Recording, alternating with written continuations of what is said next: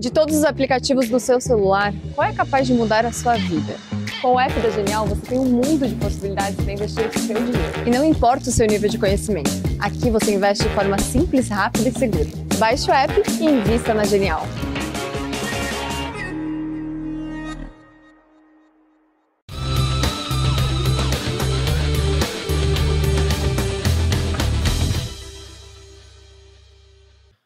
Fala aí, pessoal, sejam muito bem-vindos a mais um podcast Genial Analisa. Para você que não me conhece, meu nome é Bruno Rosolini e apresento aqui o programa. Vamos lembrar, tá, que a gente tem esse podcast toda terça e quinta, 7 horas da noite. Então, caso você não acompanhe ainda, se inscreva aqui no canal da Genial, ative o sininho e acompanhe os programas. A gente sempre tem esse foco, na verdade, de falar de ações. No começo a gente trazia só os analistas aqui da casa, e acabou migrando para trazer gente de outros lugares também, pessoas que estão, enfim, sempre com esse relacionamento em investir em ações ou, obviamente, investir em bolsa, enfim, investir no geral. Então, espero que vocês gostem desse episódio. É o segundo episódio que a gente está tendo aqui com o pessoal da GF.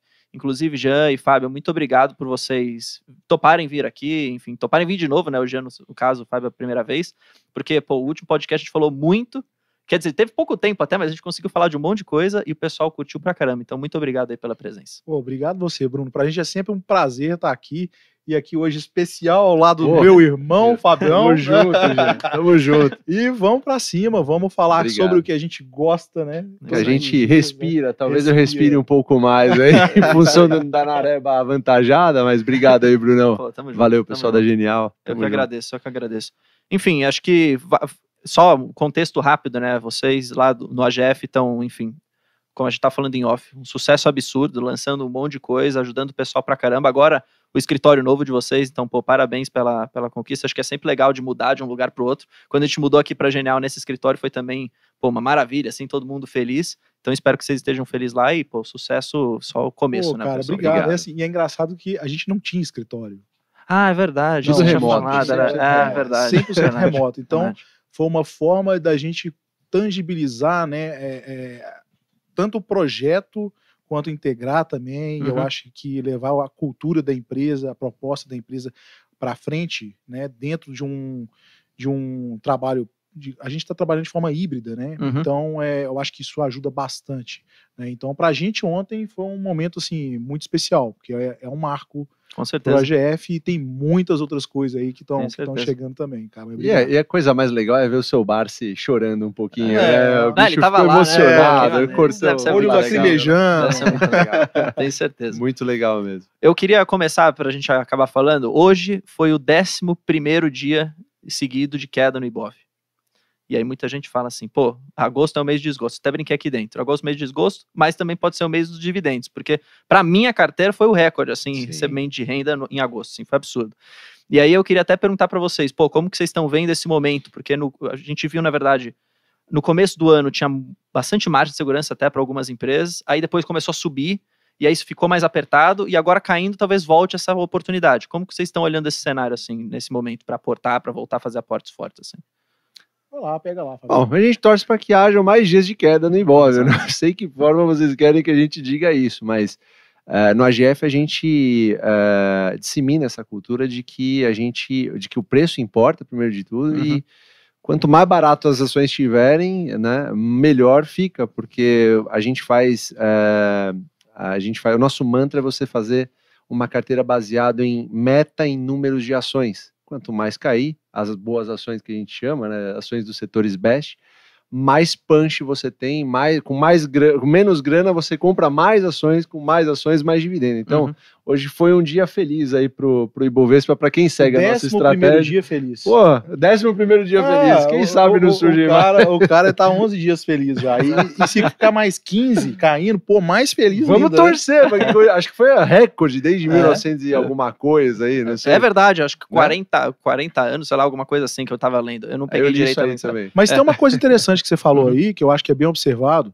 porque a gente não fica muito preocupado se tá subindo, se tá caindo, né? A gente gosta que caia para comprar mais, uma quantidade maior, mas eu acho que para quem segue a nossa estratégia, esse mês talvez tenha sido o melhor mês do ano. É verdade. É o que você falou. Eu acho que para quem tá olhando para renda, que é o nosso objetivo, até agora, na minha carteira também, pessoal, acredito que no Fábio também, foi o melhor mês do ano de distribuição de dividendo.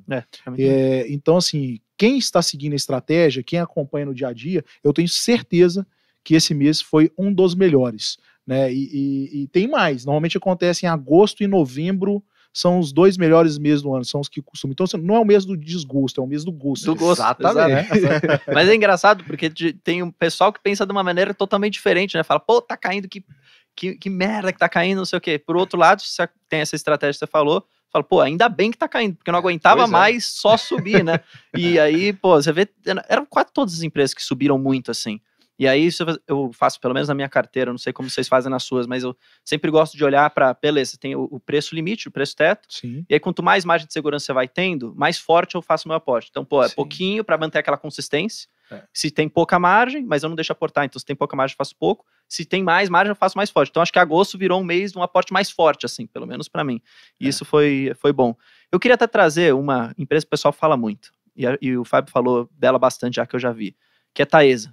Taesa, pô, chegou a bater 42, 43 Sim. reais, de lá para cá, só caiu, voltou agora para baixo de 35.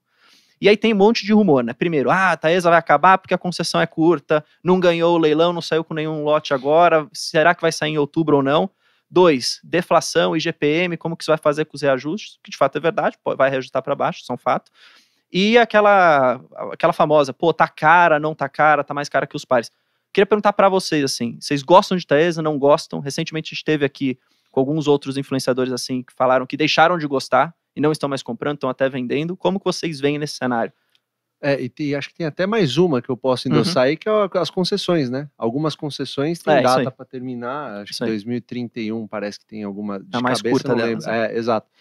Mas assim, acontece que essas concessões, a empresa sabe quando vai terminar no momento que ela ganha esse leilão, né? E IGPM para baixo não significa muita coisa. Significa que ela vai pagar menos dividendo, beleza? Mas também a dívida baixa ao mesmo tempo também.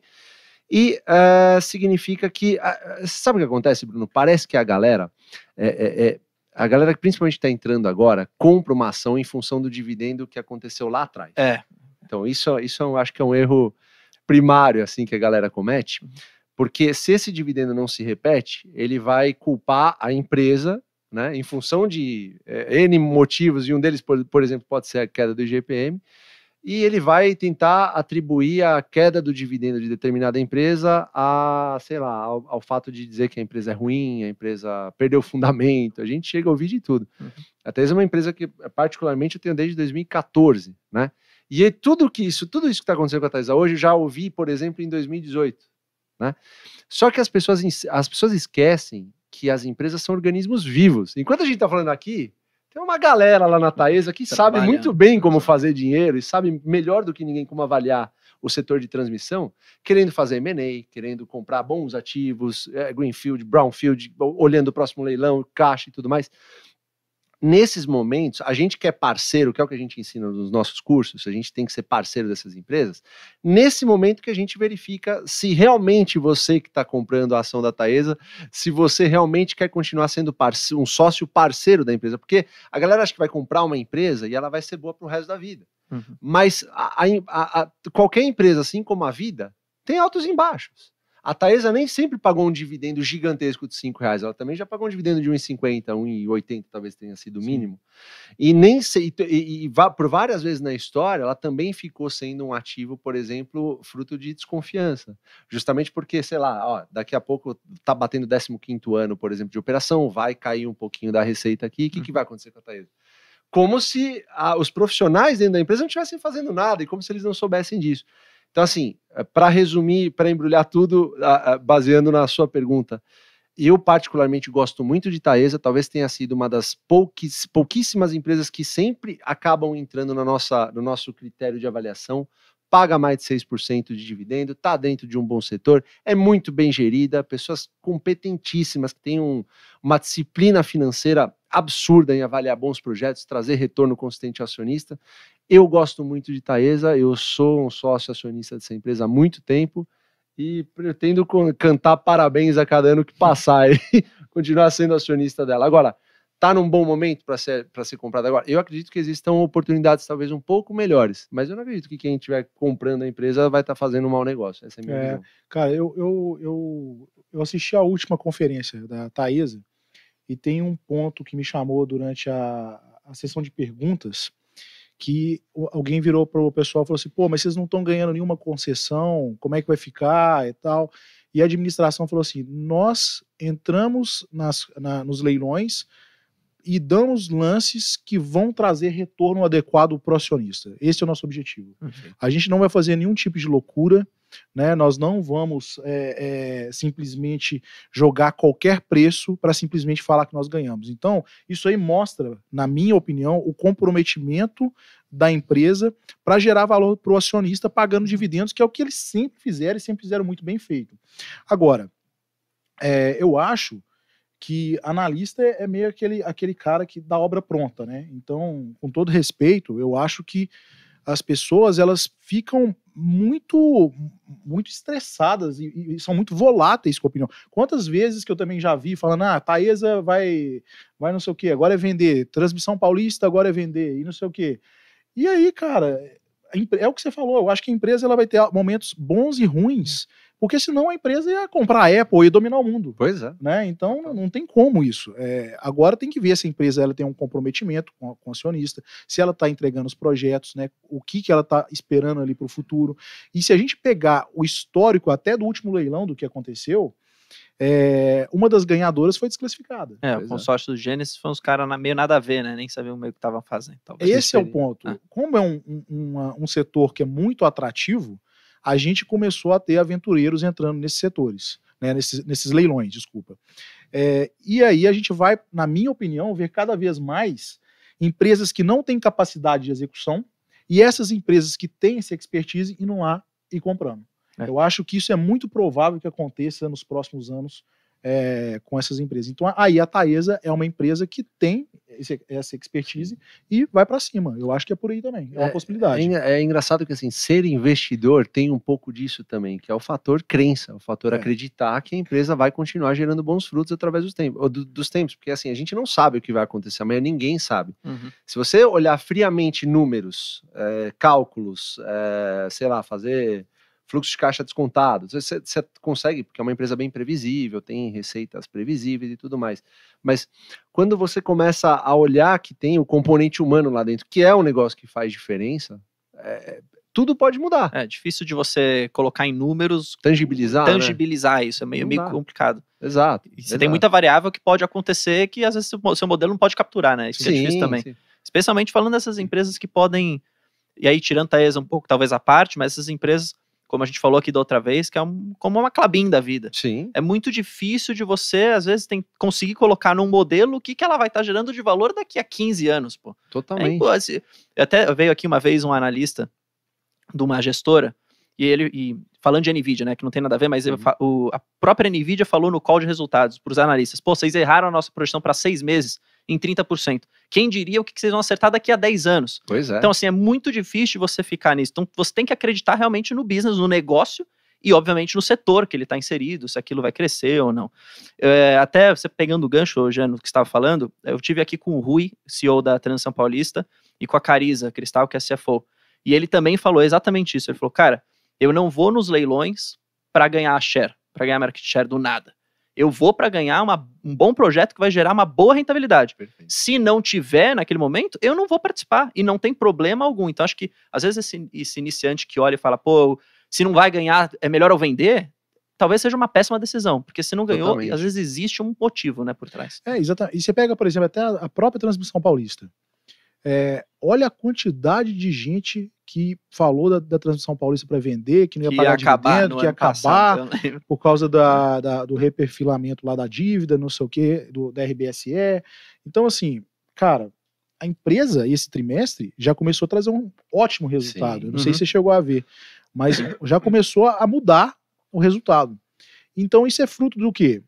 Tirou a empresa da zona de conforto, né, ela começou a fazer uma série de movimentos, até pedindo reajuste com melhorias para a ANEEL, né, então também teve uma entrada de caixa em cima de melhorias que ela foi fazendo na rede, né, e ganhou agora o leilão que ela fez, e cara, a empresa daqui a pouco vai pagar dividendo, né, tá aí de novo, e aí, quem vendeu? Aí volta a comprar, mas aí já vai estar mais caro. Então assim, não faz sentido, a única pessoa que ganha com esse tipo de movimento, de ficar comprando e vendendo, é o assessor do investidor. né? A corretora que ganha com isso. Então, para o investidor que acredita que quer ser parceiro no longo prazo, não existe essa questão de ficar, é o melhor momento, agora comprou, caiu. Eu e o Fábio, a gente já falou isso várias vezes. Mas, assim, a maioria das vezes que a gente teve algum arrependimento na bolsa foi quando a gente vendeu alguma coisa. 100%. A maioria. Inclusive, às vezes que a gente vendeu e estava certo. É. Porque as que a gente vendeu e estava errado, a gente, assim, a gente estaria ganhando verdadeira nota até hoje. Entendi. Exatamente. Eu acho que essa decisão de vender a empresa, ela é muito mais difícil do que comprar. Totalmente. Ela é dificílima de você acertar e tal, e provavelmente você vai estar errado. Aí você pegar até caso igual, sei lá, Eternit, né? Eternit, cara, né, foi aquele caos, né, o amianto proibido, não sei o quê. Eu lembro que eu era acionista da Eternit, recebia o jornalzinho dele, o panfletinho. E aí teve um monte de coisa que aconteceu. Né? Teve o negócio do amianto, teve o Hélio, que era o CEO lá, morreu de acidente. Cara, então assim, aconteceu um monte de coisa de uma vez que a empresa, foi a tempestade perfeita. Foi lá embaixo. E a gente conhece pessoas, o Fabião conhece também, seu irmão, né? Eu não ia falar seu irmão, mas já que você falou, o irmão do Fabião, ele segurou Eternit independente de qualquer coisa. Ficou 8 anos segurando, ele ficou, obviamente, coletando os dividendos na fase boa, na fase ruim, talvez o meu irmão seja um dos caras mais frios da bolsa. Não, eu tô na fase boa, tô na ruim também. Ficou um tempão com os dividendos lá embaixo. E aí, quanto tempo isso durou, mais ou menos? Cara, a Eternit foi uma boa pagadora de dividendos de 2004 até 2004, quando eu comecei, ela já era uma baita pagadora de dividendos, pagava 80 centavos por ano, até 2015, 2014. Aí ela foi até 2021, ela tava passando, ela terminou, a fase ruim terminou em 2021, que ela começou a entrar com aquele novo projeto dela de telhas solares e tal, e aí começou o processo de turnaround, mas se você pegar 2015, se não me falha a memória, entre 2015 e 2021, 2014 e 2021, pô, estamos falando aí de 7 anos aí, sem fazer nada, passando por processo de recuperação judicial. Não, e tem gente ainda que fala assim, pô, vai ficar 6 meses sem pagar, vai ficar 1 ano. Pô, os caras ficaram 7. Pois é. Eles ficaram 7 anos. E pô, às vezes você pode ter uma empresa que pode ficar mais tempo do que isso. Lógico, então, de novo, você tem que acreditar realmente no negócio, tem que acreditar naquele potencial. E esse giro de ficar fazendo com base no curto prazo, tem estratégia que é ok, estratégia que tem giro, day trade, swing trade, ok, uma estratégia é válida, você faz o que quiser. Agora, é difícil às vezes um cara que tá olhando com esse foco previdenciário, que vocês tanto divulgam também, falar, pô, vou vender aqui para comprar outra. Eu até hoje recebi até para vocês comentarem, eu recebi hoje uma pergunta na minha caixinha lá do Instagram, o cara falou assim, pô, eu tô com 67% de lucro em Banco do Brasil. Vendo para comprar uma outra mais barata e depois volto. Aí eu falei, cara, é igual você cortar uma árvore, uma laranjeira que te dá um monte de laranja. Você cortou, no dia seguinte ela não vai mais te dar laranja. Pois e você quer a laranja. Então não faz sentido. Como que vocês olham isso? Vocês venderiam o Banco do Brasil cara, ou não? Não, jamais. Eu sou acionista do Banco do Brasil desde 2008. Então você passou por maus momentos também. O Banco do Brasil, a bem da verdade, hoje ele é muito bem falado. Todo mundo adora o Banco do Brasil, todo mundo ama o Banco do Brasil, é aquela maravilha, dá um baita de um ROI, carteira redondinha e tal. O Banco do Brasil nem sempre foi isso, não. Acho que... Olha lá, em 2015 tinha ROI 2015, de 8. Exatamente, um ROI péssimo, né? Só que, obviamente, como a gente sempre fala, a empresa é um organismo vivo, ela não fica lá esperando cair o caos na cara, tipo... As pessoas que estão lá nessas empresas, elas se mexem para fazer o negócio girar, para ganhar cada vez mais dinheiro. E só usufrui disso quem fica casado com essas empresas. Você nunca vai colher bons resultados em 1, 2 anos. A gente está falando sempre de 10, 20 anos. A gente sempre cita o Morgan Housel, hoje especificamente. A gente fala do Morgan Housel, ele fala do livro Psicologia Financeira, que é muito legal. E ele fala uma coisa que ele me marcou totalmente. Ele fala que ele não procura ativos que dão um maior retorno em dividendos num curto, médio prazo. Ele procura ativos que ele quer um retorno, que ele busca um retorno aceitável, mas que ele saiba, ou pelo menos ele imagine que vai durar pelos próximos 100 anos. Por conta justamente desse juros sobre juros que ele vai ganhar pelo máximo tempo possível. Quando essa pessoa que te perguntou isso, assim, quando ela ameaça vender a ação, ou ela quer vender porque ela provavelmente é nova no mercado, ou ela não tem uma estratégia bem definida, ela pode até ser que ela venda, a ação caia, ela vai lá e recompra, pode dar tanta coisa errada. Ela pode vender a ação, cenário 1, ela pode vender a ação cair, por exemplo, para 35, ela comprar a ação e para 28 ela reclamar porque devia ter esperado mais. Exato. Ela pode vender a 45, a ação pode ir para 70, desdobrar por 2 e ela pode reclamar porque ela vendeu. Aí ou ele nunca mais comprar e não receber também. Ele nunca mais comprar. E o pior, pagou imposto em função disso, foi acima de 20 mil reais, se ele montar uma posição boa.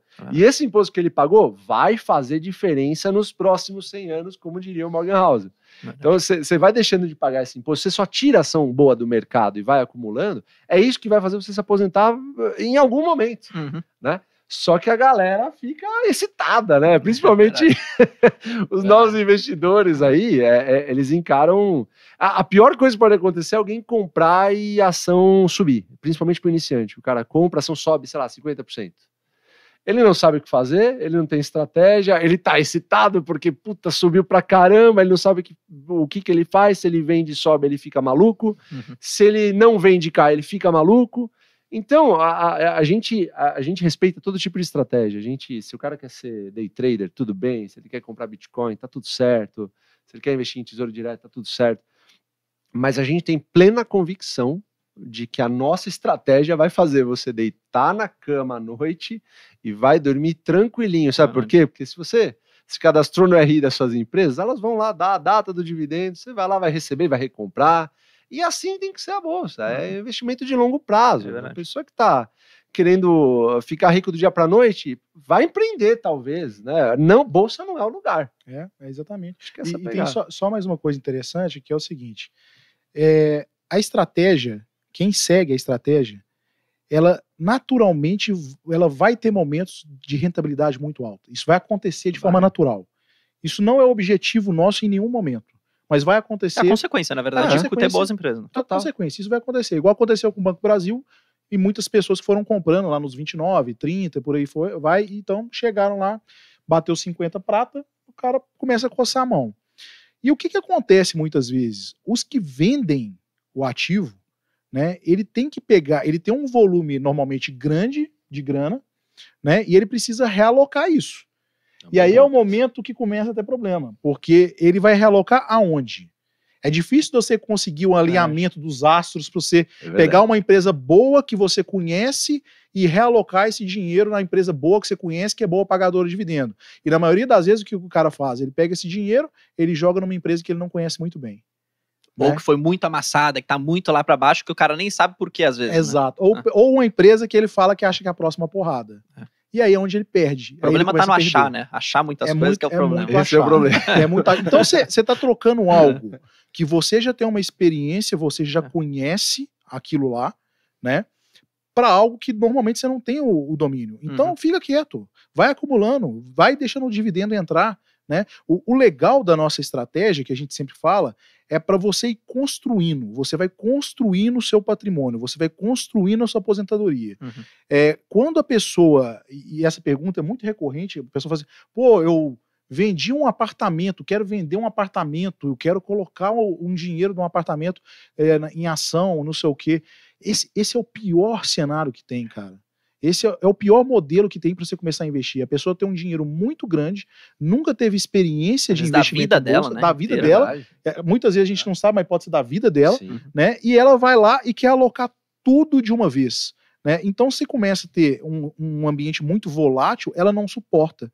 Ela começa a ter dor de barriga, começa a passar mal, começa a não dormir. Por isso que é tão legal a estratégia de você construir uma carteira.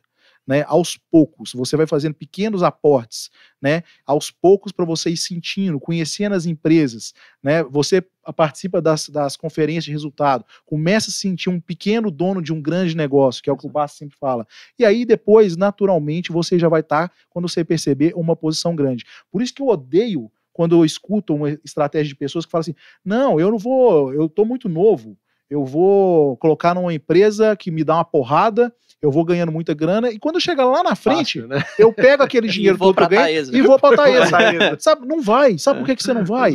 Porque você não conhece a empresa. Você não construiu. Você nunca investiu, você nunca viu. Você nunca investiu. E provavelmente, se o cara fizesse isso numa porrada, ele iria errar. Então é muito difícil. A estratégia, ela é construída devagar, sempre, devagar e sempre. Uhum. E a mesma analogia são com as empresas que a gente quer se tornar sócio. São empresas que são bem devagarzinho. Não são empresas que têm... Pode reparar, não é nenhuma empresa que tem uma estratégia genial maluca que eu vou pegar e dar grande tacada na minha vida. Pode reparar, são todas as empresas do Bash, são aquelas que vão devagarzinho. Você cresce... Devagar e sempre, né? Você cresce, sei lá, você cresce 5%, 10% um ano... Não tem nada louco de 50%. Então, você vê que são empresas conservadoras, né? Porque a gente tem como também ser conservador em bolsa. Uhum. Né? Assim como você leva uma gestão conservadora numa empresa, que são essas empresas que a gente procura, da mesma forma a gente trabalha com uma gestão conservadora em bolsa, para que todo mundo consiga, em última instância, dormir tranquilo, que é o que o Fabião falou. Mas eu entendo muito a pergunta que esse rapaz fez. Também fazem pra gente esse tipo de pergunta, tipo, e o Banco do Brasil agora, né? Tá barato ou tá caro? Tem um negócio chamado memória de mercado, que é uma coisa que assombra os investidores, e não importa quanto tempo você tem de bolsa. Eu tenho 20 anos de bolsa e assombra todo mundo. Jeito. E fica preso no preço médio, às vezes. Exatamente. Meu preço médio, meu Deus. E o cara para de comprar, às vezes. Exato. Não, então, assim, minha experiência com o Banco do Brasil, fiquei 3 anos só comprando o Banco do Brasil, não fiz mais nada. Era Banco do Brasil, tava barato, eu tava vendo que tava barato, beleza. Hoje, a ação do Banco do Brasil, ela parece estar cara. E, de acordo com a minha memória de mercado, é óbvio que eu vou achar que tá caro. Eu comprei nos 25, 26, 27, 25, 26, 27. Agora tá 47, 48 no momento que a gente tá gravando aqui. Tá caro ou tá barata? Você vê a empresa com valor patrimonial a R$56, empresa pagando 40% de payout, e esses 40% correspondem a uns 10% de dividendo líquido, livre de imposto, bonitinho na tua conta. E aí você pergunta, tá barato ou tá caro? Baseado em dados, barato. Baseado na tua memória de mercado, super caro. Super caro, exato. E o que você faz? Então, assim, vai de você elevar essa memória de mercado e assumir que você realmente ainda está pagando uma empresa barata, que te dá um fluxo constante de dividendos, que é muito importante para o investidor, pessoa física, que está começando. Cara, receber dividendo de 2 em 2 meses, ela paga acho que 8 vezes. 8 vezes. Em 12 meses do ano, ela paga 8 vezes. 8 anúncios. Exatamente. Então, assim, muito importante esse tipo de coisa. Então, assim, você vai comprar 47, se você for ver pelos dados, pelo que ela apresenta, baseado no que a gente gosta de olhar para banco, valor patrimonial, ROI e tal, ela tá barata. Exato. Ela tá barata. Agora, a memória de mercado acaba influenciando, e não deveria influenciar principalmente quem está começando. Então, a gente sempre, assim, a nossa história diz que a gente conseguiu prosperar na Bolsa em função do hábito de manter aportes regulares. Sim. Então, assim, a gente é muito disciplinado nisso. Foi no começo, hoje talvez a gente se dê o luxo de não aportar todos os meses para esperar uma coisa ou outra, baseado em feeling, baseado em alguma coisa que a gente desenvolveu. Agora, a pessoa que está começando, ela não tem o hábito. Cara, olha como é engraçado. Você criar o hábito de ir na academia, talvez você crie um hábito em 3 meses. Na Bolsa, não é 3 anos para você criar o hábito. Na Bolsa são 5, 7, 9 anos para você criar o hábito, porque é um negócio que você vai fazer para o resto da sua vida. Então é muito mais difícil esse hábito aplicado em bolsa de valores do que aplicado em qualquer outra coisa que você vai fazer na tua vida, né? Então a gente, o que eu acho que eu diria para essa pessoa, baseado em números, está barato, vai comprar?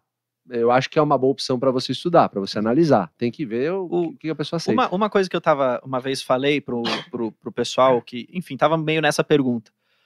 Aí primeiro, eu falei, cara, o que você, na minha visão, tá? Vocês podem me corrigir se vocês acharem que eu tô errado. O que eu me importo mesmo é na conclusão de toda a minha análise, que pra mim é o preço teto que eu tenho.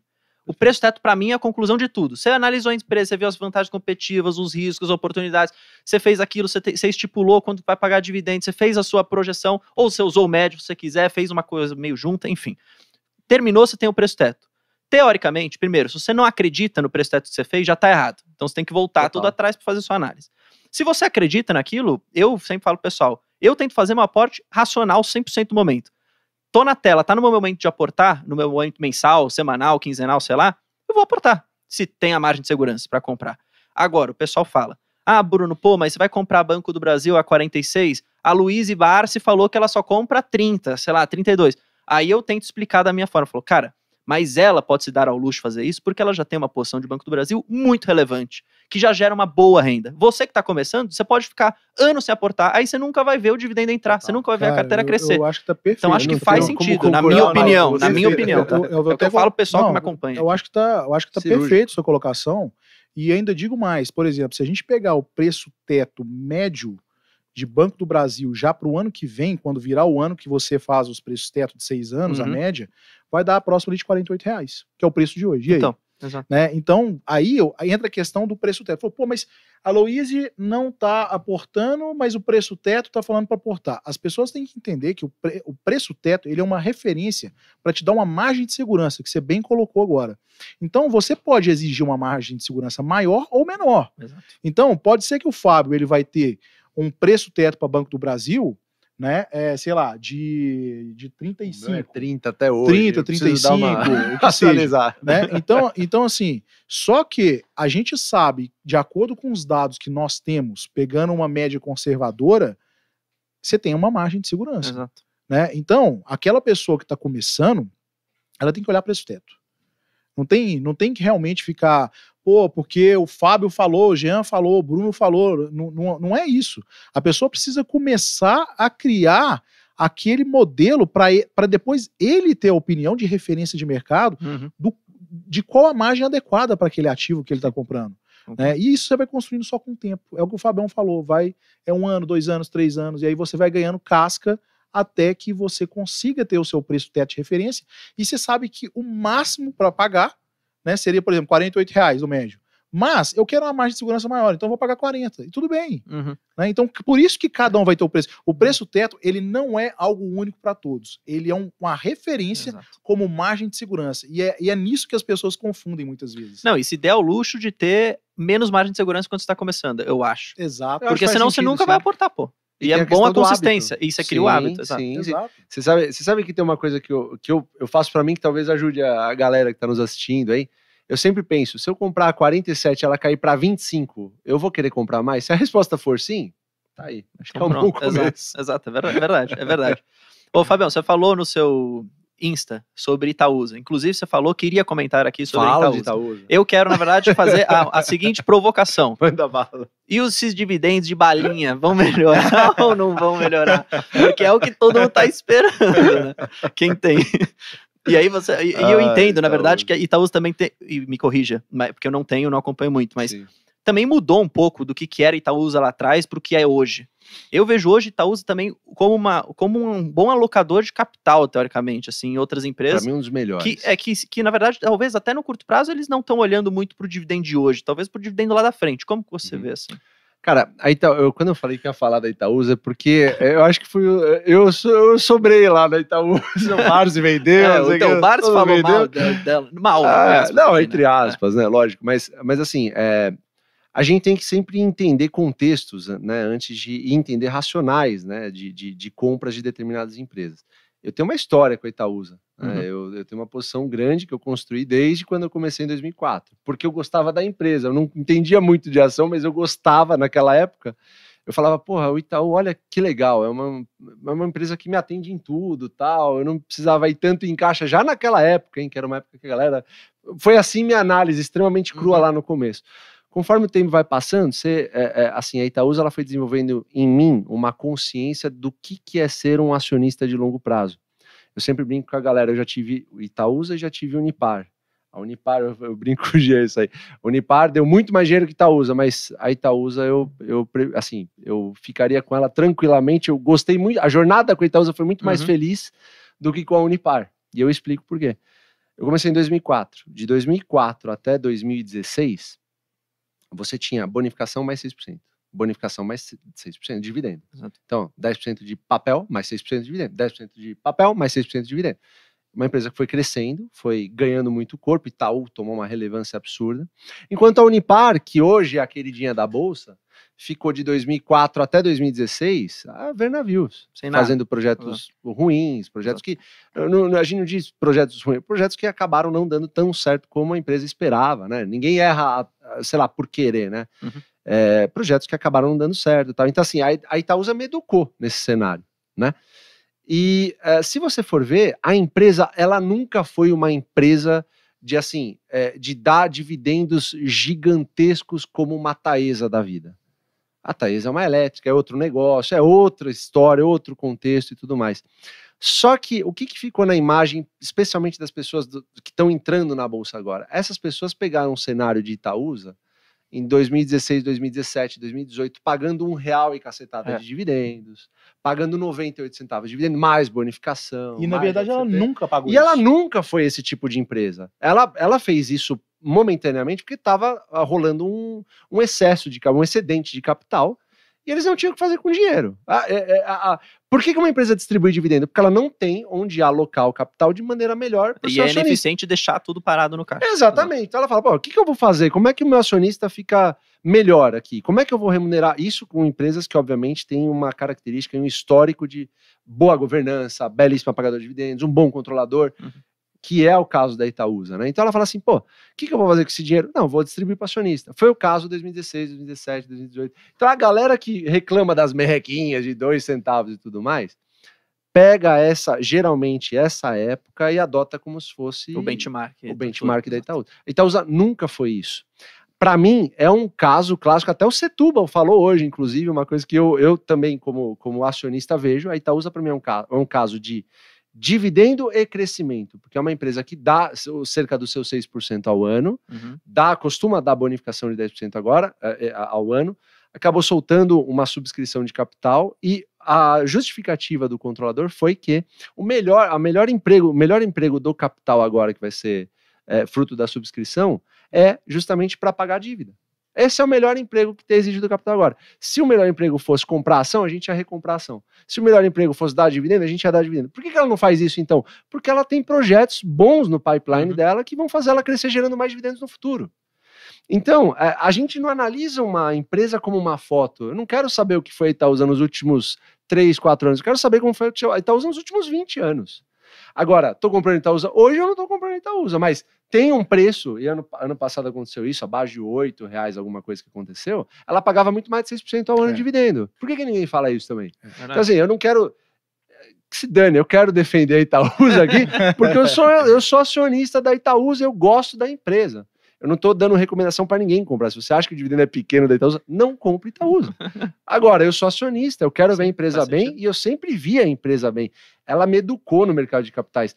Brunão, estendi demais, mas eu preciso falar que tá bem. Não, tá ótimo. Então quer dizer, calma aí, que você não acha a gente tá aqui de camarote. Você não acha que é uma holding de chinelinho? Não, eu discordo do Barsi.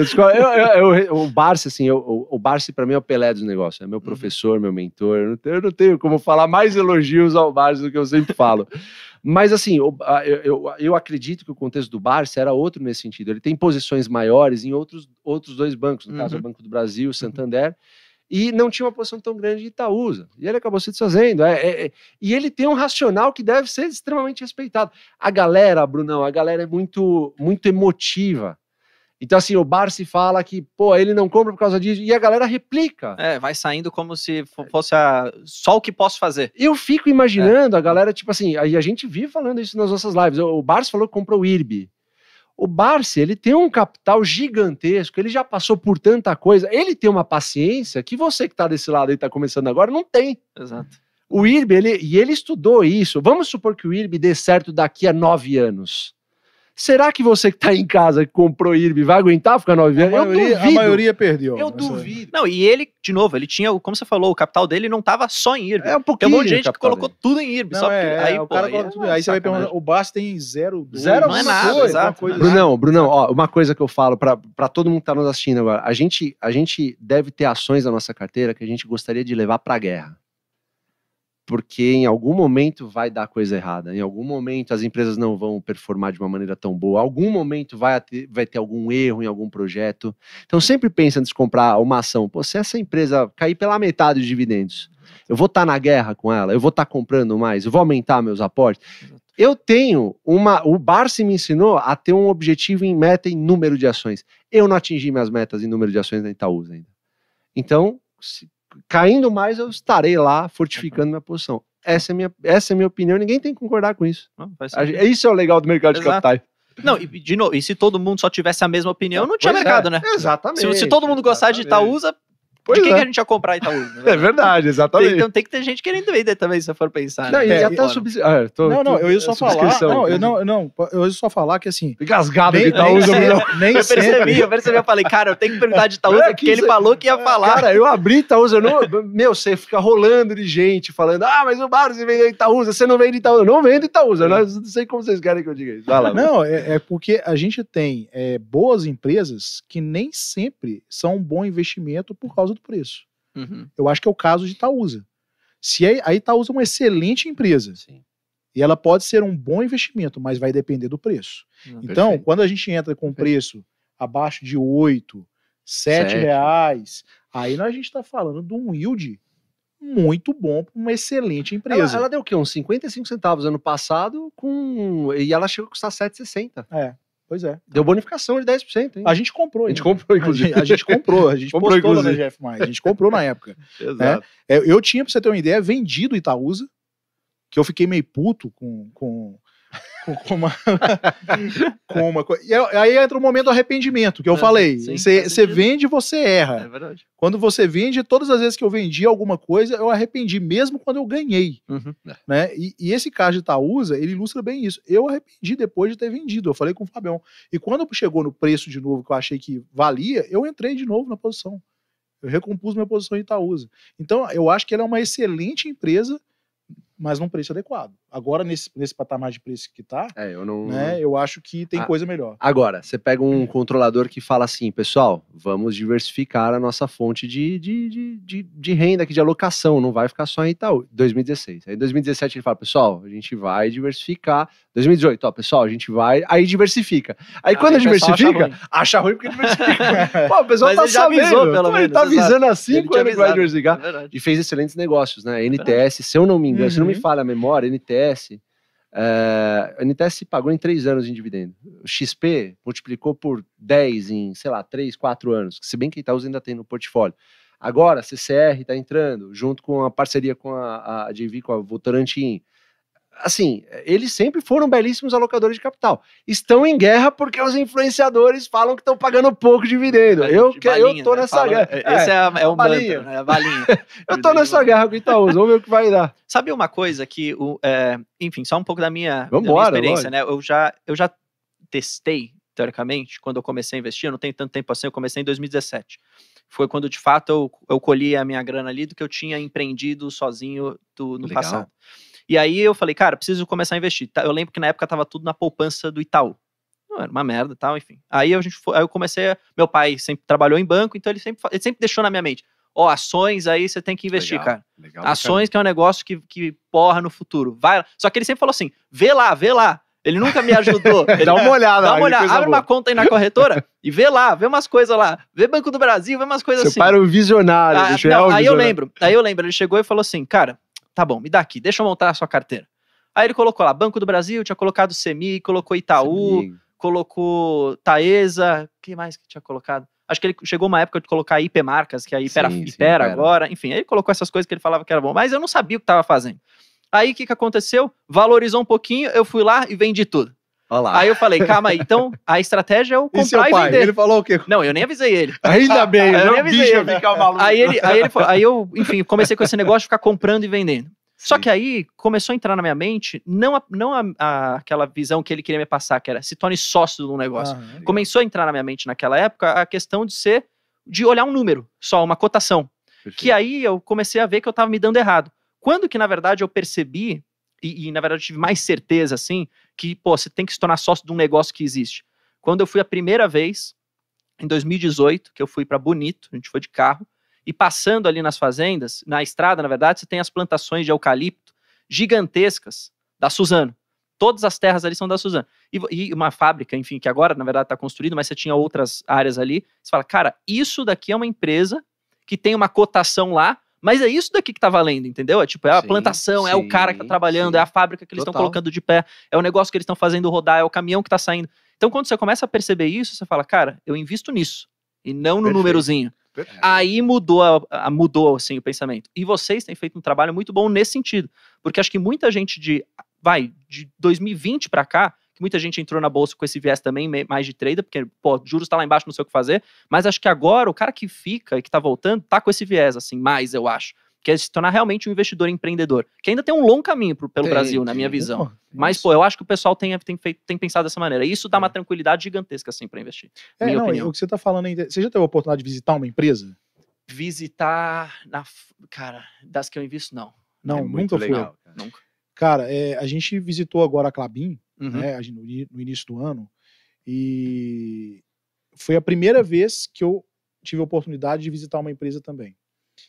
E eu te falo que foi fantástico. Bizarro, deve ser bizarro. É uma coisa que, por mais que a gente fale no dia a dia, né, você tem que ser sócio, mas quando você vai lá, você vê, igual você falou, aquele tanto de eucalipto, né, aquelas máquinas gigantescas, né, uma produção assim, o brilho no olho de cada um. Você fala, cara, não é possível. Isso aqui, assim, a empresa é muito mais do que simplesmente um número piscando. Né?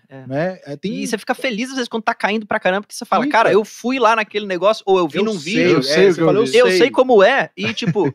Não é porque tá caindo que esses caras aqui estão desmotivados hoje, ou que a máquina tá quebrada hoje, só vai funcionar amanhã. Tipo, você fala, caramba, se tá caindo, e é um negócio que é bom pra caramba, e vocês tiveram a oportunidade de estar lá pra ver, você fica mais feliz ainda que tá caindo. Não, então, exatamente. é muito bizarro. E o que a gente gosta de fazer, o que a gente tá tentando fazer, é justamente trazer a oportunidade para as pessoas que não têm acesso às empresas, porque a gente sabe que não são todas as empresas que abrem, né, que não tem a visita para investidores. Tem uns Investor Day aí, mas não é in loco, né?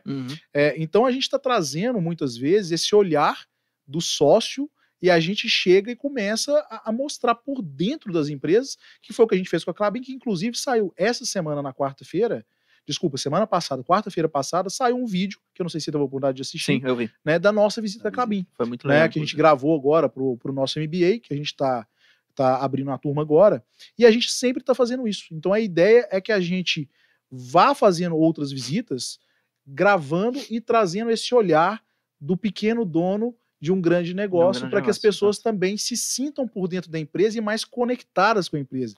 Então a gente tem essa missão de aproximar a empresa, né, do pequeno investidor. A gente vai no final do mês agora, a gente vai visitar a Suzano.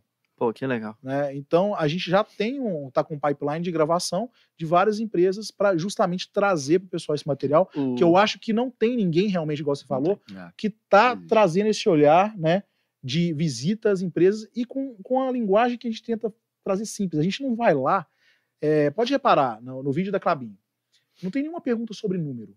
Você reparou isso? Você só fala do negócio, do que os caras estão fazendo, dos planos que eles têm, não do tipo... Você acha que a celulose vai subir ou cair amanhã? Exato. Não o CAPEX da Klabin, ninguém fala. Ninguém fala isso. A nossa proposta para visitar a empresa é uma investigação mais qualitativa do negócio. Né? Não é para você ficar sabendo, a celulose caiu, subiu, quanto que vai ser, não sei o quê. Porque se você pegar qualquer conferência de analista, cara, são as mesmas perguntas sempre.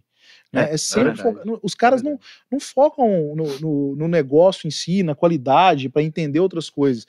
Né? Então, porque se a gente quiser pegar número, a gente entra no site do RI e pega. Tem um monte, exato. Né? Tem um monte de número. Fala com um monte de pessoa que também tem um número, né? Se for Exatamente. Cara, aqui na Genial, o pessoal ele falou assim, um cara que acompanha nossas lives, levem o Rosolino na Klabin, que ele chora de ver, que ele vai chorar só de imaginar. Porque aqui na Genial eu sou um dos caras que defende muito a Klabin, porque eu gosto muito da empresa. Eu vi que você tava comprando esse dia, eu tava comprando e sempre tô comprando, enfim, desde que tenha, obviamente, a margem, eu faço os programas, tá, aqui e falo de Klabin. Então o pessoal me conhece como o cara da Klabin aqui, que eu sempre Você gostou do episódio? Gostei muito. Aí eu falei pro pessoal, cara, vocês não têm ideia do que é legal. Se eu fiquei feliz andando na estrada, vendo o tamanho do horizonte, que é uma plantação de eucalipto, vocês não têm ideia do que se eu fosse visitar o negócio para ver como é.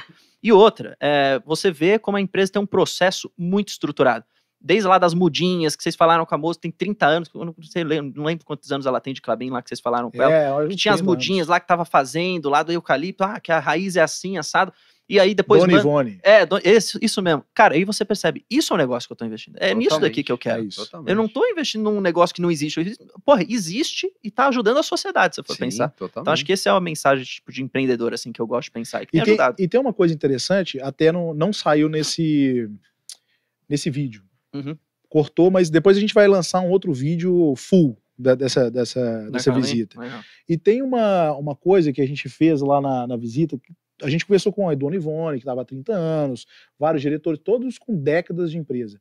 E uma pergunta que pra gente fazer sempre no final da entrevista, que foi cortada, brigar com o povo, mas depois a gente solta na full, que era que pegava eles desprevenidos e perguntava assim, se você pegasse a Klabin e fosse definir em uma palavra, qual que seria? E é super interessante você escutar a resposta das pessoas. Pô, que legal. Isso deveria ter saído. Porque é de forma espontânea. Né? Então, eu vou deixar no ar isso, quando sair, aí vocês vão assistir. Uma olhada, mas eu legal. tenho certeza que quando o pessoal escutar a resposta de cada uma dessas pessoas que a gente entrevistou, eles vão ver que tem um brilho no olho de cada um. Então é uma empresa que tem uma cultura muito forte e isso passa para frente lá dentro. Você sente isso das pessoas, que é real.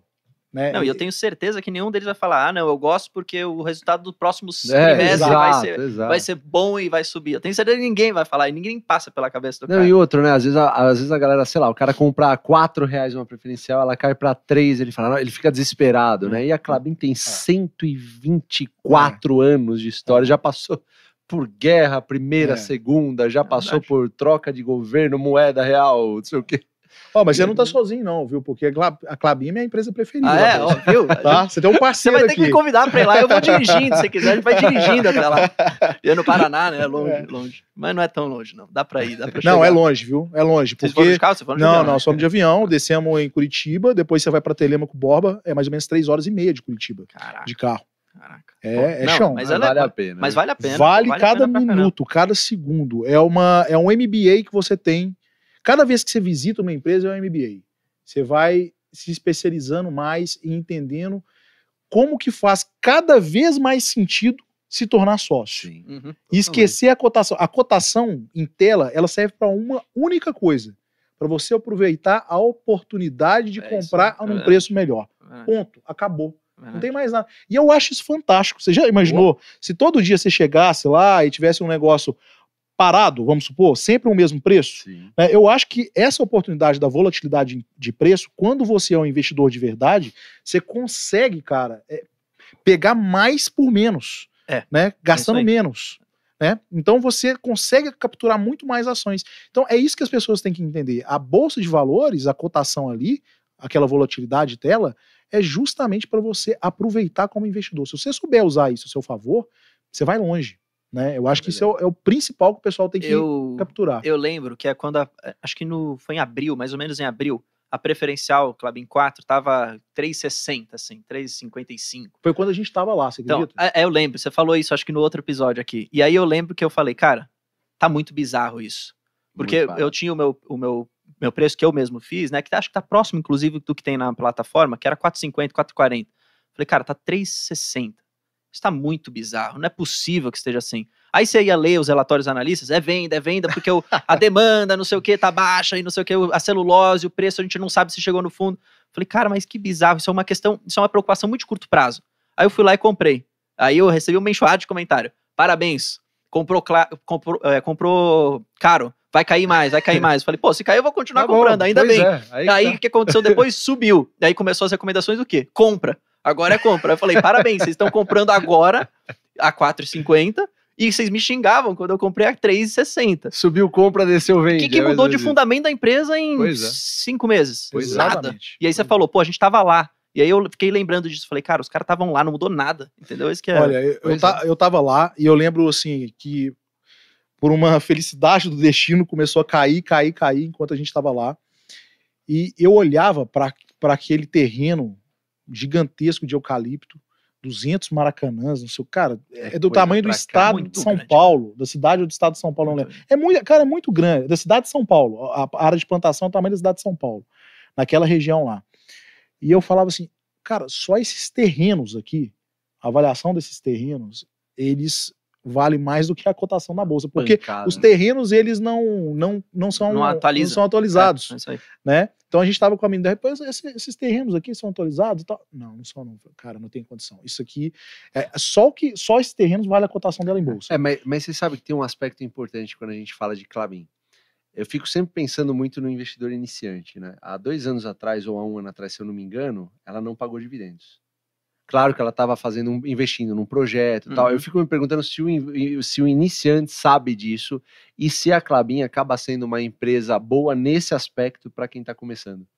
Porque assim, a gente sempre passa a mensagem de longuíssimo prazo para o investidor. Você tem que ficar no longuíssimo prazo. Eu fico imaginando aquele cara que está comprando só uma empresa como a Klabin, que é uma empresa atrelada a uma commodity, né? Inevitavelmente ela passa por altos e baixos.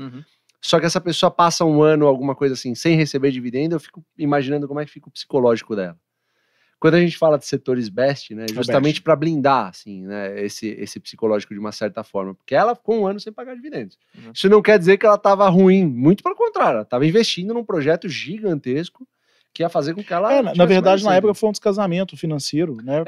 Acho que foi variação cambial, teve um descasamento, então foi um efeito só contábil. Mas é uma coisa que pode acontecer. Pode acontecer. Agora não acontece mais porque ela fez um hedge, então sim. Não deve acontecer mais. Mas eu concordo totalmente com você que talvez para quem está começando, Klabin não é a primeira empresa da lista, né? Você vai numa Taesa, né, num Banco do Brasil, né, pegar algum setor das letras do Best, eu acho que é um caminho mais natural e menos volátil. Sim. E depois que você tiver uma experiência com o mercado, né, e aparecer uma oportunidade, aí você pode pensar né, numa Klabin. Porque assim, é o que a gente fala sempre, o Best é o melhor caminho. Né, são as empresas previdenciárias, perenes, né, são classificadas como previdenciárias. Agora, Klabin é uma empresa que não é previdenciária na classificação original, mas que ela tem as características de perenidade. Né? É uma empresa centenária, é uma empresa que já passou por diversas coisas e boa pagadora de dividendo com frequência, inclusive com pagamentos trimestrais, que eu admiro, que é muito previsível. Você pega lá o EBITDA da empresa, né, você faz um cálculo entre 15% e 25%, que é a distribuição, e você já sabe, com base no resultado dela, mais ou menos quando vai ser, porque pegou lá, fez a multiplicação do percentual, pega, sei lá, 20%, pegou o EBITDA ajustado, já divide pelo número de ações, você já sabe quanto vai ser o valor por ação. E isso acontece sempre depois do anúncio do resultado. Então, no seu resultado, ela já anuncia um dia depois um dividendo. Então, assim, é muito previsível. E para quem está começando, a previsibilidade de pagamento de dividendo é importante, porque esse é o combustível para a pessoa continuar na estratégia. Então, quando você pega, por exemplo, um Banco do Brasil, que são 8 pagamentos definidos já no ano, tem a data, já tem a data, isso é o melhor, o cara não precisa nem ficar ansioso, já sabe ter a data do pagamento, né? Então, isso dá previsibilidade para o investidor.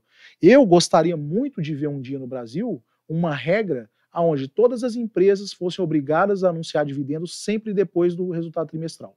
Então, assim, você tem lá todos os resultados, seriam 4 pagamentos no ano, seria maravilhoso, não tem que ficar especulando quando vai ser, se vai ser. Então assim, cara, você vai pagar dividendo? Então a sua janela para pagar dividendo agora é nesse trimestre. É isso aí. Então não anunciou um dia depois, então é só no próximo trimestre. A galera gosta mais de fundos imobiliários do que ações por conta disso. Simplesmente pela pelo pagamento de dividendo mensal. Né? Mas é um negócio tão simples que as empresas poderiam adotar, mas eu vejo que algumas já vêm trabalhando com essa prática. Né? Justamente aquelas que têm mais investidor pessoa física, você pega Klabin, pega Banco do Brasil. Né? Então eu acho que é um caminho que talvez se torne natural e tomara, que eu acho que seria muito positivo para o mercado. Sim, verdade, eu concordo. Gente, vocês tocaram no ponto de empresas ligadas a commodities, eu sei que isso não faz parte dos setores best, porque, enfim, até acho que por ser da própria natureza, vocês falaram, commodity é muito cíclico, então você vai ter essa volatilidade muito maior, não só no recebimento de dividendo, mas também a cotação da própria empresa vai oscilar bastante. Mas, por exemplo, você tem alguns casos na bolsa, eu queria até pegar a opinião de vocês disso. Uma Vale da vida, ou até uma Gerdau, a partir ali de 2020, começou a pagar um dividendo mais forte, obviamente também pegou um pouco da carona nessa questão do resultado ser mais forte, por ser consequência, o dividendo veio mais alto.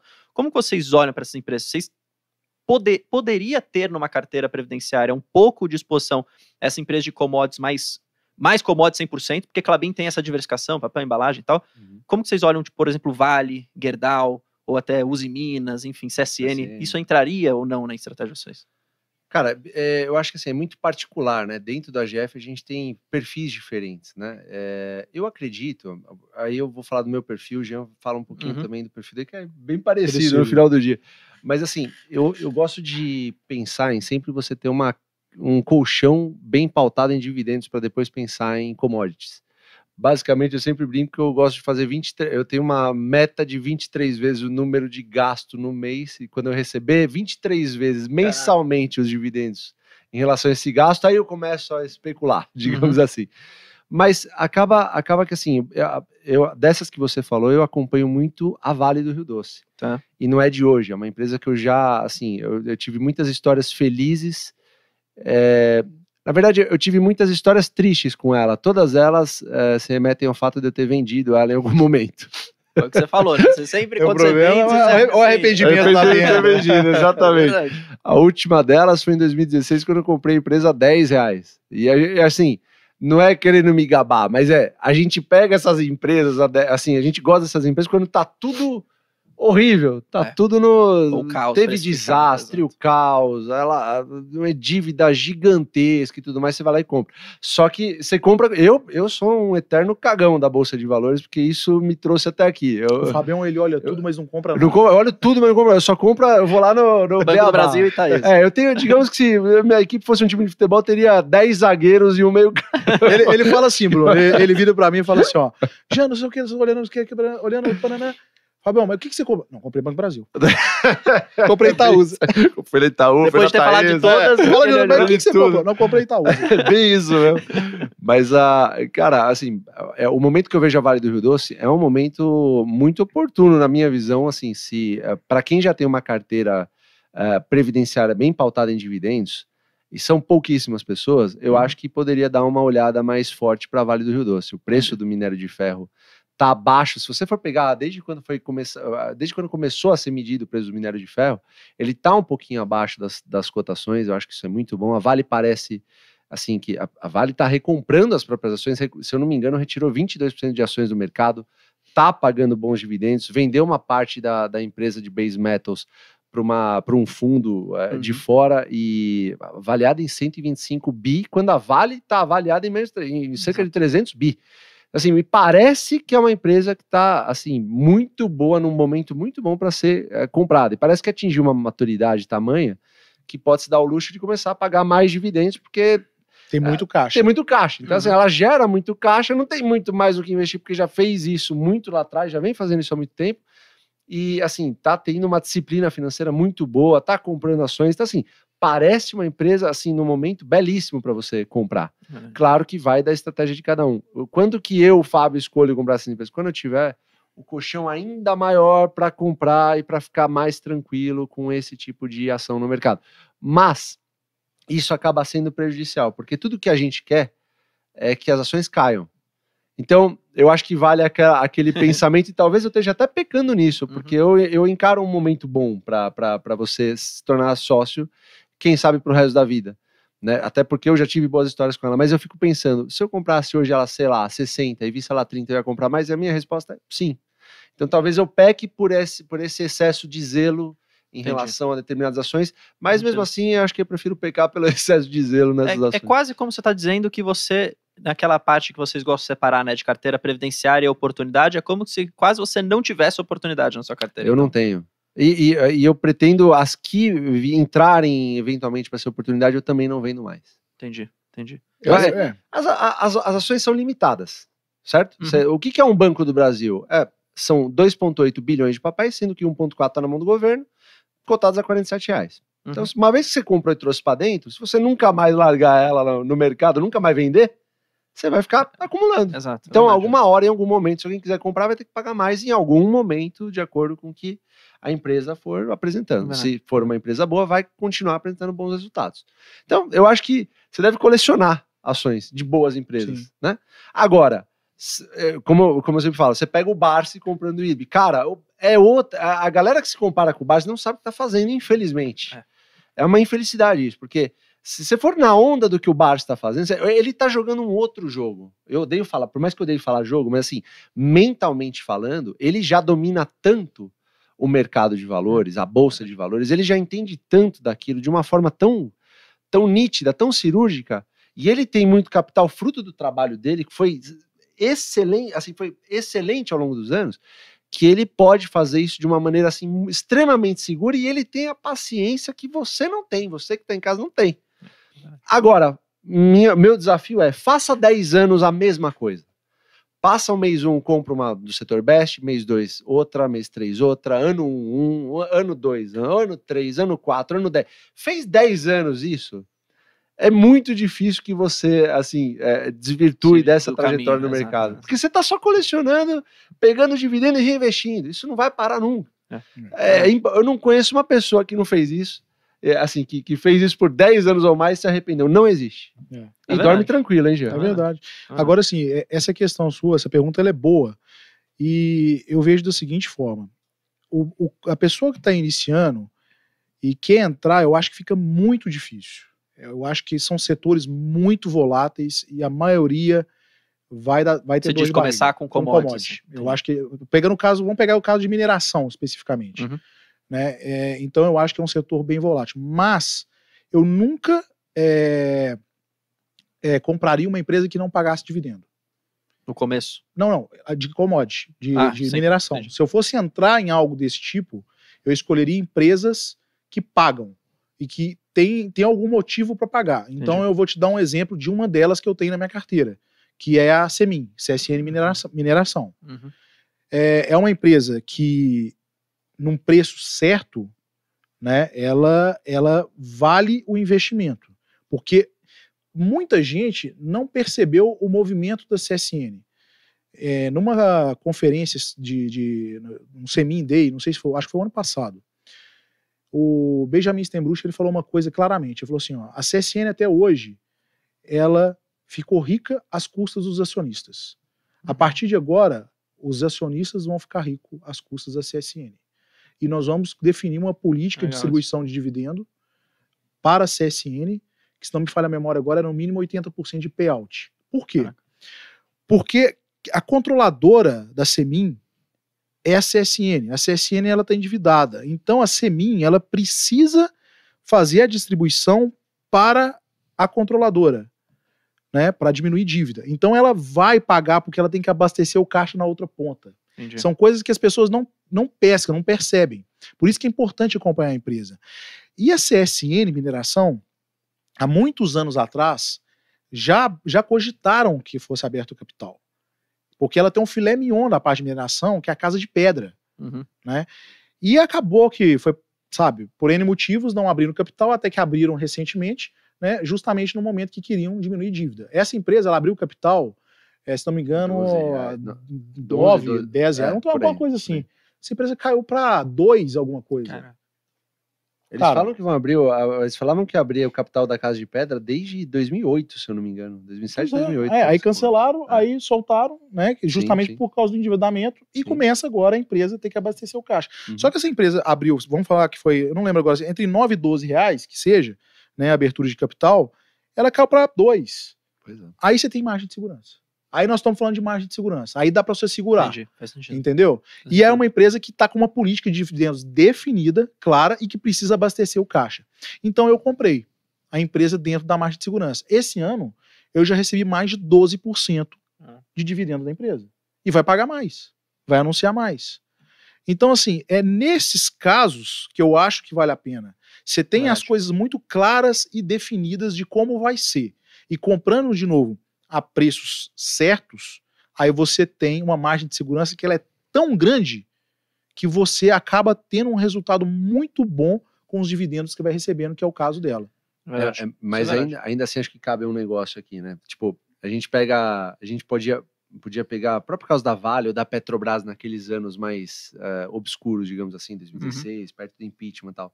Eu lembro que a Petrobras, ela chegou a valer, lógico, em preço de tela, lá 40, 50 reais, não ajustado, né? Mas você via naquela época ela caindo e sem parar, assim como a Vale, né? Vale também, 60, 70 reais e caindo sem parar. Haviam preços bons aí que acho que poderiam ser bem avaliados como compra, sei lá, 30 reais, 20 reais, ela ainda caiu para 10, eu comprei a 10, ela caiu ainda para 7, se eu não me engano, 8, alguma coisa assim. Nem comprando em preços certos, às vezes, assim, para o investidor iniciante, eu acredito que nunca seja bom negócio. Sendo bem franco e honesto, porque o investidor iniciante ele tende a ficar olhando o celular o tempo inteiro. É incrível, o cara olha patrimônio, por mais que a gente fala não olha patrimônio, a gente tá fazendo uma revolução na GF Mais agora, que não vai ter patrimônio, não vai olhar patrimônio. Você vai infartar o pessoal aí.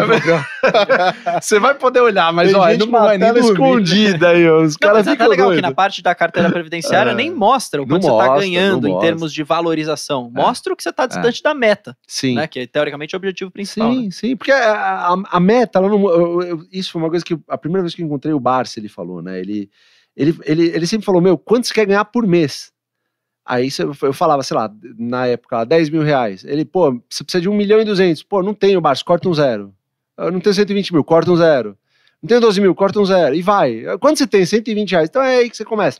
A meta, assim, por trás desse raciocínio que parece ser besta, parece que nunca vai chegar nessa meta, tem uma raiz aí muito forte que contempla assim, a solidificação de uma montagem de posição numa determinada empresa que talvez você nunca mais vai vender na vida, e o fato de que um dia você vai chegar lá, porque você só vai ficar acumulando, você não vai vender mais. E se cair, você vai conseguir comprar mais por menos. Ou seja, você vai conseguir chegar mais próximo da meta. Perfeito. Mais rápido, né? Perfeito. Porque você vai comprar com a mesma grana mais ações. Exatamente. Então, esse racional é justamente para incentivar a galera a continuar, e não entrar na bolsa e falar que é investidor é muito fácil.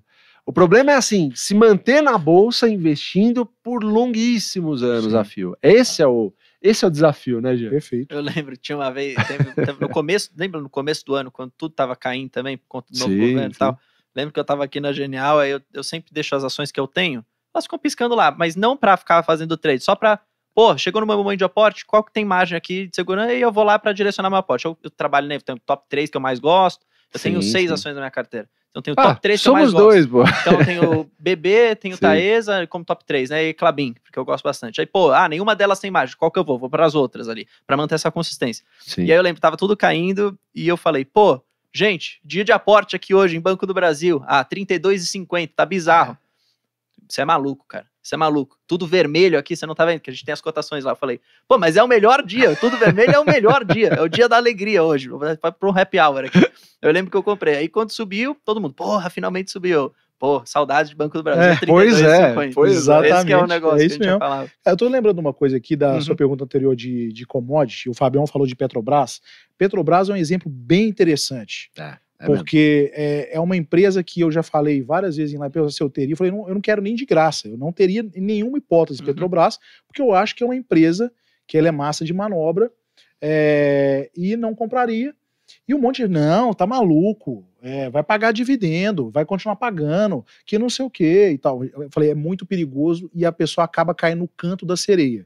Né? Então são pessoas que têm muito pouco tempo de mercado, não passaram por algumas coisas e acaba caindo nesse canto da sereia de dividendos que são extraordinários, né? E compra a empresa. Então vamos lá, a empresa ela ficou 4 anos sem pagar dividendo. Pois é. Que é o que eu falei, imagina ficar 4 anos sem receber dividendo. Né?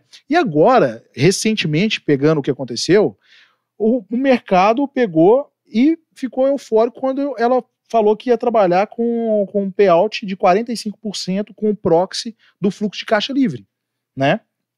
Só que, vamos falar um negócio, eu até falei isso na live nossa do AGF. O que é o fluxo de caixa livre, a fórmula?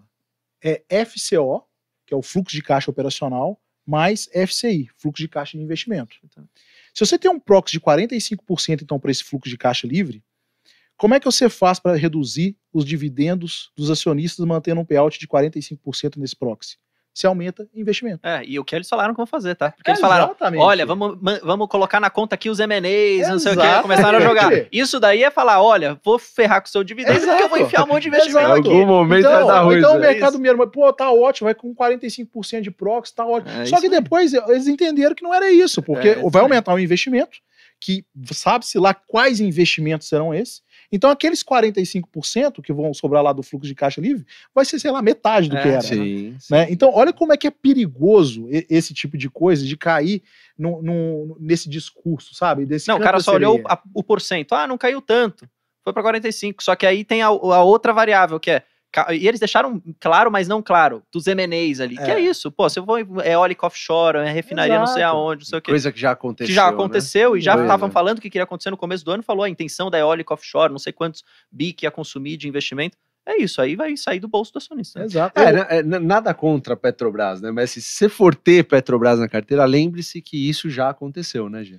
É por Acho isso que essa é a que, pegada. assim, pegando o gancho, por isso que eu acho que para quem está começando e quer investir, pegar uma empresa que tem um histórico de distribuição de dividendos de pelo menos 10 anos. Sim, total. Eu acho que aí você sai de Que não grandes... falhou, né? Que não falhou. Não falhou. Aí você sai de grandes enrascadas. Você sabe uma coisa legal? Você pega a pandemia, cara. Usa a pandemia. É legal pegar a pandemia, né? Tipo, como se tivesse. Não, legal pra caramba.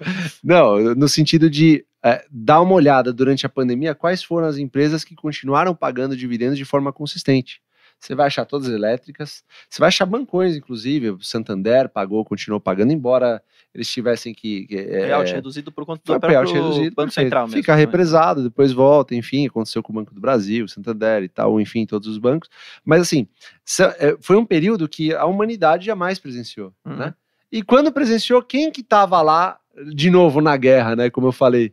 Quem estava no meio do tiroteio lá defendendo o acionista? Você vai achar as mesmas. É verdade. É a empresa que aguenta levar bala, porque se você pega a bolsa lá, são 400 e poucas empresas, alguma coisa assim, pega quem realmente nunca falhou no quesito de pagamento de dividendos, quem sempre cumpriu o que prometeu, você vai cair aí em 17 empresas, é verdade. 16 empresas. Sabia que uma coisa que eu falo pro pessoal que me acompanha lá, eu falo, cara, se pudessem me perguntar e falar assim, Bruno, você só pode usar uma única ferramenta para você fazer uma análise de uma empresa. Uma única ferramenta, só pode fazer isso, nada mais. A maioria das pessoas fala, pô, vou fazer um modelo aqui, vou colocar uns números, projetar uns números. Eu falo, eu vou fazer uma análise SWOT.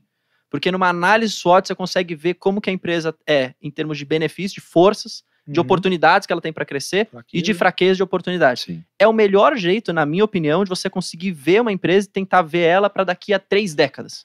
Porque é naquelas oportunidades, é na força que tem a empresa que você vai ver um negócio prosperando. E não num número que você projetou para um trimestre, para o outro, para daqui a 1 ano, para daqui a 2 anos. É que você aceita tudo, você colocar qualquer número lá, você vai conseguir. Mas como que você chega no bom número? Na minha opinião, fazendo uma boa SWOT. E aí depende de vários outros fatores. Visitar a empresa é uma delas, conversar com os executivos é uma delas, entender o setor é uma delas, ver os concorrentes é uma delas. E aí você vai fazendo isso para a Klabin, você vai conseguir ver como eu fiz, né? Por isso que eu não tenho Suzano, não tenho Irani, no caso aqui de papel e celulose, e tenho Klabin. Porque eu fiz isso e falei, cara, pesa muito mais as forças e oportunidades que os riscos e as fraquezas frente às outras. Então, o melhor jeito, na minha opinião, tá? Tem gente que não gosta disso, mas acho que é muito difícil de fazer um modelo que acerte 40 anos para frente. É muito difícil. Tem que ser muito futurologista para conseguir acertar 40 anos para frente. Mas é por isso, Bruno, que a gente sempre procura pagar um passado barato no final do dia. Exato. Tipo, o que aconteceu no passado que deu certo e quais empresas se saíram bem em determinado cenário? Pô, foi essa. Agora tá tendo a guerra. Agora, entre aspas, né? Agora tá um caos, tá todo mundo... tem um ditado, né? Na hora na hora da escuridão, todo mundo procura a luz no fim do túnel, que são os dividendos, né? Verdade. Então, quando você faz essa análise do passado, tudo que você quer é pagar esse passado da maneira mais barata possível. E a parte boa, o que eu acho mais legal na nossa estratégia é que a galera chega para nós e fala, pô, o Barsi só é bilionário hoje porque ele comprou ações, sei lá, em 1970, quando valiam centavos.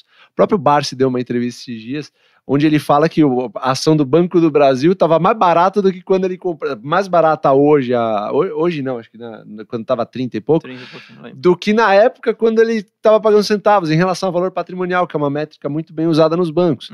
Então, assim, o pessoal acha que é uma estratégia que só funcionou, quando eu falo pessoal, assim, quem está começando mesmo agora, sim. Mas se você pegar pouquíssimos anos para trás, você vê oportunidade. O próprio Banco do Brasil, eu também comprei junto com você lá, tá R$30 em dezembro. Dezembro, janeiro, ali tô tava falando o quê? 8 meses atrás, exato. 30 pau. Não precisa voltar 5 anos. Não precisa voltar 5 anos. Se você voltar, você vai achar ainda mais coisa, né? É verdade. Mas é complicado isso, né? E a galera é muito imediatista, não tem jeito. O Bruno, tem uma coisa interessante que é o seguinte, né? O desafio é saber hoje qual empresa vai perpetuar. Né? Como a gente está falando de longuíssimo prazo, sim, aqui, total. Talvez pro resto da vida, talvez a grande preocupação é que empresa que vai durar. Né? Tem um livro que eu tô lendo que é bem interessante, que chama Vencedoras por Opção. Eu não sei se você já ouviu falar disso. Vencedoras por Opção, acho que eu nunca li, não. E lá tem um caso muito interessante, que são de 2 exploradores que decidiram quem chegaria primeiro no Polo Sul. E aí um dos caras, né, eles saíram praticamente juntos, na mesma época, para ver quem ia chegar primeiro. Um dos caras se preparou, ele, que era o líder da expedição, ele testou várias coisas em condição de neve, não sei o quê, um monte de coisa, o planejamento, pouca gente, né, acampamento em vários locais estratégicos e tal, e um outro que era mais arrojado. Então, pra você ter uma ideia, o mais arrojado levou até, se não me falha a memória, era cachorro com trenó, não sei o quê, mas que nunca tinha sido testado naquelas condições de clima. E aí, esse cara, que era o mais conservador, que planejou, ele andava com a equipe dele 20 milhas por dia. 20 milhas. Os caras da equipe falaram assim, não, vamos andar mais 5 hoje, mais um pra gente ganhar tempo. Não, é 20 milhas. Uhum.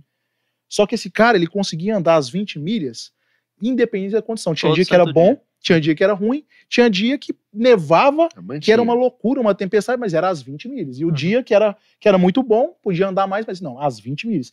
E o outro cara não. O outro cara, ele andava um dia 30, a galera morria, depois pegava uma neve tremenda, não andava nada, ficava 3 dias no acampamento, e foi. O final, o resultado foi o quê? O que foi com as 20 milhas chegou até o ponto final, né? E o cara que era mais arrojado, morreu todo mundo. Morreram todos congelados. Então, o que eu quero dizer com isso?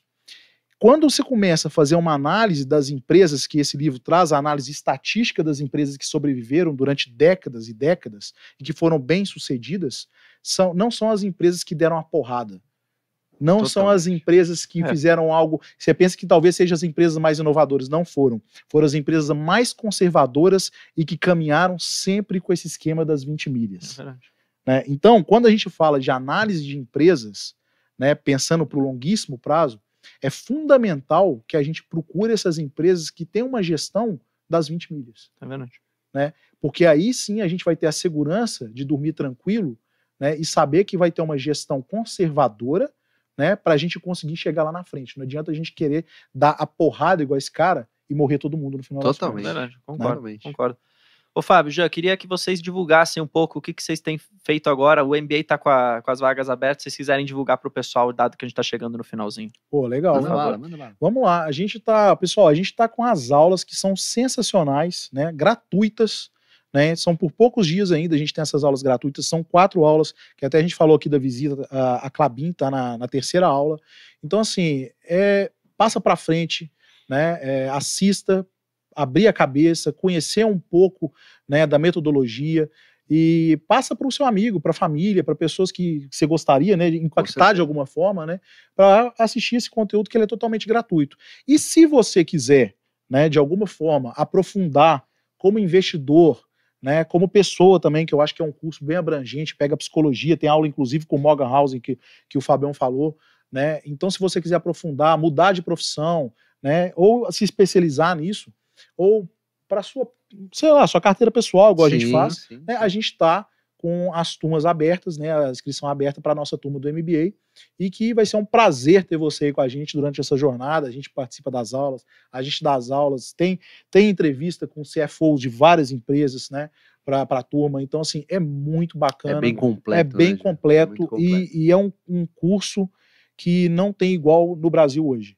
Né? Então a gente foi lá fora, inspirou no Vero Investing lá em Colômbia para trazer para cá, e é uma equipe, professores super qualificados, gente de mercado realmente, que vai te trazer aí uma bagagem diferenciada. Então conta com a gente, vamos ver se a gente vai junto, e independente disso, assista os vídeos que estão sensacionais, né? É isso aí. Temos também a GF+, né? A GF+, é o nosso grande, digamos, o coração do AGF, lá onde você vai conseguir ver preço teto das empresas, tem cursos, lá tem uma parte de cursos muito bacana para quem quiser também, fala bastante sobre a nossa estratégia, metas em número de ações, é um grande ecossistema gerador de renda aí através dos dividendos, né? Então a gente gosta muito bom, a gente é suspeito porque a gente todo dia abre lá o GF+, vai ver o que está acontecendo, é bem bacana, mas eu acho que é um lugar muito bacana para você iniciar também no mundo dos investimentos, focado em ações, se você gosta do assunto. E a gente também tem as nossas redes sociais, @ações garantem no Instagram, tem Ações Garantem o Futuro no YouTube, temos lives todas as quintas-feiras, a gente se reúne lá meio que para dar uma de psicólogo da galera, principalmente quando a bolsa tá em queda, legal, explode uma guerra por aí. Tem dia que quando aconteceu a guerra lá, que acho que acabou caindo 3, 4% do mercado, a gente fez questão de abrir uma live, ainda que não fosse quinta-feira, para sossegar o ânimo da galera, que são dias que obviamente a gente não gostaria que tivesse guerra, pandemia nem nada, mas como profissionais que somos, a gente acaba comprando boas empresas que acabam sendo vendidas a preços muito mais baratos, né, no mercado de ações. Então, no YouTube é Ações Garantem o Futuro, @Ações Garantem no Instagram, @GeanMelo, @o Fábio Barônico no final. E, pô, Brunão, obrigado aí, sensacional. Foi muito legal. Pô, passou rápido, hein? Passou. Sempre Não, e voltem mais vezes, porque pô, eu falei isso da última vez, aí você vê, a gente veio aqui, dava pra falar 5 horas seguidas, se a gente legal quisesse. Isso aí. A próxima vez vocês vão falar, a gente vai conseguir falar mais ainda.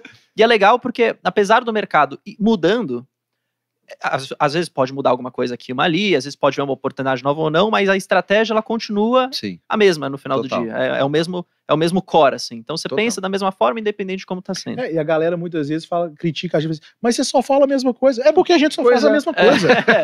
É o que a gente defende, pô. A gente só faz a mesma coisa. Cara, eu lembro que eu postei no meu canal do YouTube, no meu pessoal, um vídeo que eu tinha comprado Klabin, eu tenho uma carteira pública lá, eu postei comprando. Aí deu não sei quanto tempo, mais um aporte Klabin, fiz o mesmo vídeo. Aí um cara, pô, cara, você não tinha feito esse vídeo antes? Falei, não, foi um vídeo diferente. Hoje é um novo aporte. Mas é sempre na mesma empresa. Eu falei, pô, mas é a empresa que eu gosto, tô comprando. Por que eu vou fazer? Vou comprar outra. Bom, imagina 3 anos fazendo aporte de vídeo. O vídeo na empresa de 3 anos. Um cara brincou, ele falou assim, Bruno, uma vez já filtrei vídeos de Klabin no seu canal. Dos 800 vídeos que você tem, uns 100 deve ser de Klabin. Tanto que você fala na empresa. Eu falei, pô, eu gosto, o que eu posso fazer? E se tá gerando conteúdo, o pessoal tá conhecendo, é bom também, né? Pra empresa, é bom pra mim, pra todo mundo. Claro. Mas é isso, Fabião, Jean, muito obrigado. É só chamar que a gente vem. Pô, com certeza, tamo aí. Pessoal, se vocês gostaram, pô, deixa aqui o like, tá? Se inscreva aqui, inclusive, no canal da Genial, pra você não perder nada. A gente vai chamar o pessoal aqui de novo. Vamos ver se vem o Felipe também, vem a Luiz junto. A gente pede uma pizza, porque a gente pode ficar mais tempo aqui. Mas é isso aí, muito obrigado a todo mundo. Caso você não siga a Genial também no Insta, siga, abra sua conta de forma gratuita aqui pelo QR Code. Me siga também nas minhas redes, tá? Bruno Rosolini é meu nome lá no Insta e aqui no YouTube também. Um abraço, valeu gente, tchau. Falou. Pessoal, passando aqui para dizer para vocês, saiu 3 episódios, tudo sobre ações, esse final de semana, tá? Um primeiro sobre Gerdau, para trazer os destaques do resultado. Depois um sobre Engie, tá? Também trazendo os destaques do resultado. E por último, sobre Mérios, tá? Fazia bastante tempo que eu não fazia um vídeo sobre Mérios aqui. Então passe e assista, tá? Os links estão aqui no comentário. E se tiver alguma dúvida, é só você comentar lá. Um abraço.